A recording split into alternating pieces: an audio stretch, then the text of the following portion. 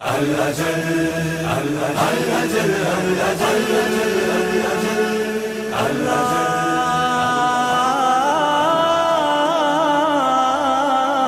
اللهم عجل وليك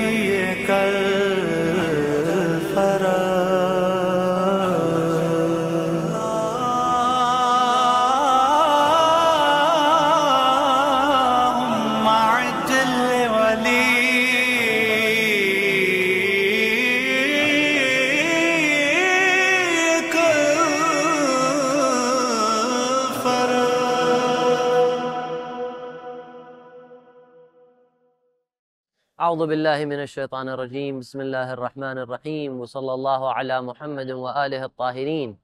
واللعن علی اعدائہم اجمعین الی یوم الدین۔ ناظرین، گزشتہ حلقے میں آپ حضرات کے سامنے میں نے بیان کیا تھا کہ کس طرح سے امام زمانہ علیہ السلام آپ جو ہیں واسطہ ہیں لوگوں کے اور پروردگار عالم کے بیچ میں، اور آپ کے کچھ حقوق ہیں کہ جو مأمون کے اوپر، یعنی وہ کہ جو آپ کی امامت میں ہیں، امام وہ ہیں تو ہم ان کے مأموم ہیں، وہ اگر ان کی اقتداء کی جا رہی ہے تو ہم ان کی اتباع کر رہے ہیں، ہم ان کی اقتداء کر رہے ہیں۔ تو یہ آپس میں ولی کے اور وہ کہ جس کے اوپر وہ ولایت رکھتا ہے، دونوں کے حق ہیں، اور ہمارا جس طرح سے یہ حق ہے کہ وہ ہماری ہدایت کرتے رہیں اور تمام طرح کی گمراہی سے ہم کو بچائیں اور اسباب فراہم کریں ہماری ہدایت کے، اسی طرح سے ان کے بھی کچھ حقوق ہیں کہ جو ہم کو دینے ہیں، ان کے بھی کچھ حقوق ہیں۔ مثال کے طور کے اوپر ان کا ایک حق کیا ہے؟ ان کا ایک حق یہ ہے کہ ان کی زیارت کی جائے۔ جس طرح سے آپ اس منظر کو دیکھ رہے ہوں گے کہ لوگ آ رہے ہیں، اور یہ مقام امام زمانہ علیہ السلام ہے، یہاں پہ لوگ آ کے زیارت کر رہے ہیں۔ جو خود مقام ہے، مقام سے مطلب کیا؟ مطلب یہ کہ یہاں پہ امام زمانہ علیہ السلام تشریف لائے تھے اور یہاں نماز پڑھی تھی جب امام حسین علیہ السلام کی زیارت کے لیے آئے تھے، تو یہاں بہرحال اس جگہ کے اوپر وہ تشریف لائے تھے، مشرف ہوئے تھے اس جگہ پہ۔ تو یہاں لوگ آ کے زیارت کر رہے ہیں۔ جو زیارت کرنا ہے وہ کیا ہے؟ یہ ایک حق ہے کہ جو ہم لوگوں کا امام کے اوپر ہے، یعنی ہماری گردن کے اوپر حق ہے، اور یہ کس کا حق ہے؟ یہ امام کا حق ہے ہمارے اوپر۔ جس طرح سے امام رضا علیہ السلام کی روایت میں یہ ملتا ہے کہ امام فرماتے ہیں کہ ہر انسان کا اس کے امام کے نسبت ایک حق ہے، وہ کیا ہے؟ عہد ہے۔ وہ عہد کیا ہے؟ وہ یہ ہے کہ اس عہد کی تجدید کیسے کرے گا وہ؟ کہ وہ آ کے امام کی زیارت کرے۔ تو پتہ ہی چلا کہ جب ہم اپنے امام کی زیارت کرتے ہیں، ولو یہ کہ دور سے ہی کر رہے ہوں، ایک دفعہ خود کربلا آ کے زیارت کی جائے، ایک دفعہ نجف جا کے زیارت کی جائے، اور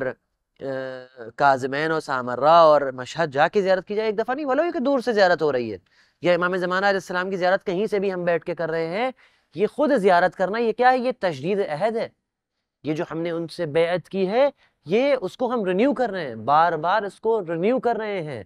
تاکہ یہ بیعت ہم کو یاد رہے، تاکہ ہم کو پتہ رہے کہ ہم ان کے عہد میں ہیں۔ ایسا نہ ہو کہ وہ اپنا ہاتھ خدا نخواستہ ہمارے اوپر سے ہٹا لیں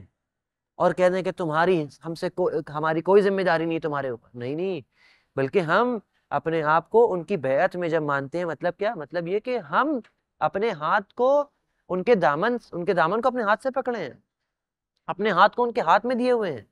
کہ کہیں ہم سے جدا نہ ہو جائیں۔ یہ پہلی چیز ہے کہ جو ان کا حق ہے ہمارے اوپر، ہمیں اس کی ادائیگی کرنا ہے۔ دوسری چیز کیا ہے؟ دوسری چیز یہ کہ خود ان کے لیے دعا کرنا ہے۔ اللہم صلی علی محمد و آل محمد، یہ جو صلوات ہے یہ اہل بیت اطہار علیہ السلام کے لیے بہترین دعا ہے، اور اس کے علاوہ خاص طور سے امام زمانہ علیہ السلام کے لیے الگ سے دعائیں ہیں کہ جو ان کا حق ہے ان کے لیے کی جائیں، کہ جیسے کہ یہ دعا ہے کہ اللہم کل ولیک الحجۃ ابن الحسن، پروردگار عالم سے انسان دعا کر رہا ہے کہ کل ولیک الحجۃ ابن الحسن صلواتک علیہ وعلی آبائہ فی ہذہ الساعہ وفی کل ساعہ ولیا وحافظہ، تو پروردگار تو ان کا ولی بن، جس طرح سے وہ ہمارے ولی ہیں، پروردگار ہمارا ولی ہے، اسی طرح سے پروردگار ان کا بھی ولی ہے۔ تو انسان دعا کر رہا ہے کہ کن ولیا وحافظا وقائدا وناصرا، اور ان کا تو مددگار بن اور تو ان کے محافظ، اور تمام یہ جو دعا ہے یہ ہم امام زمانہ علیہ السلام کے لیے کریں، اور یہ ان کا حق ہے کہ جو ہماری گردن کے اوپر ہے۔ سب سے مختصر حق جو ان کا ہماری گردن کے اوپر ہے وہ کیا ہے؟ وہ یہ کہ کم سے کم روز صبح اٹھ کے، جس کے اندر کوئی انسان کو کچھ خرچ نہیں کرنا پڑے گا، نہ پیسہ نہ دولت نہ وقت بھی نہیں خرچ کرنا پڑے گا، وہ کیا ہے کہ کم سے کم اپنا روز کا روٹین بنا لیں کہ صبح اٹھ کے سب سے پہلے امام زمانہ علیہ السلام کو سلام کریں، السلام علیک یا صاحب الزمان، السلام علیک یا حجت ابن الحسن المہدی۔ یہ سلام تو کر سکتے ہیں کہ انسان روز کا روٹین بنا لے کہ جیسے ہی اپنے بستر سے اٹھے، اس کی آنکھ کھلے، سب سے پہلے وہ امام زمانہ علیہ السلام پہ سلام کرے، جو اس کا زندہ امام ہے، کہ جس کی بیعت کے اندر ہے وہ، اور جس کی اطاعت کی وہ ادعا کر رہا ہے، جس کی اتباع کرنے کی ہم دعوے دار ہیں، تو ہم اس کو کم سے کم یہ تو کر سکتے ہیں کہ صبح اٹھ کے سلام کریں، اور یقین رہے ہم کو اس بات کا کہ وہ ہمارے اس سلام کو سن رہے ہیں۔ جیسا کہ بعض زیارات میں اس چیز کا تذکرہ ہوا ہے کہ مجھے پتا ہے کہ انتم تسمعون کلامی وتردون سلامی، آپ ہمارے کلام کو سن رہے ہیں، ہمارے سلام کا جواب دے رہے ہیں، وتردون سلامی، سلام کا جواب دے رہے ہیں، لیکن ہمارے گناہوں نے، پروردگار عالم نے ہمارے کانوں کو محجوب کر دیا ہے، ایسا حجاب ڈال دیا کہ جو میں آپ کے سلام کا جواب کو سن نہیں پا رہا ہوں، لیکن سلام کا جواب جو ہے وہ تو مل رہا ہے یقینی طور کے اوپر، لہٰذا کم سے کم انسان یہ کر سکتا ہے۔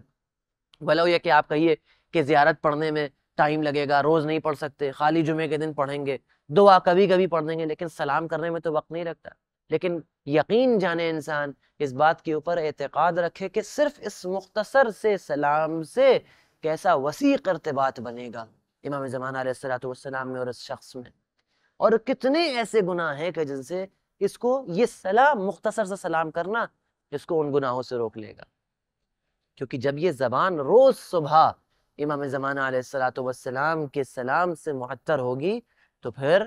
یقینی طور کے اوپر جو برکات ہیں وہ اس کے اوپر نازل ہوں گی، اور جو اس کی توفیقات ہیں اس میں اضافہ ہوگا، اور توفیقات میں اضافہ ہونے کا مطلب یہ ہے کہ انسان جو گمراہی ہے، جو گناہ ہیں، جو برائیاں ہیں، ان کی طرف وہ انسان پھر نہیں جائے گا۔ اور پھر دوسرے حقوق کی اگر ہم بات کریں تو وہ حقوق ہیں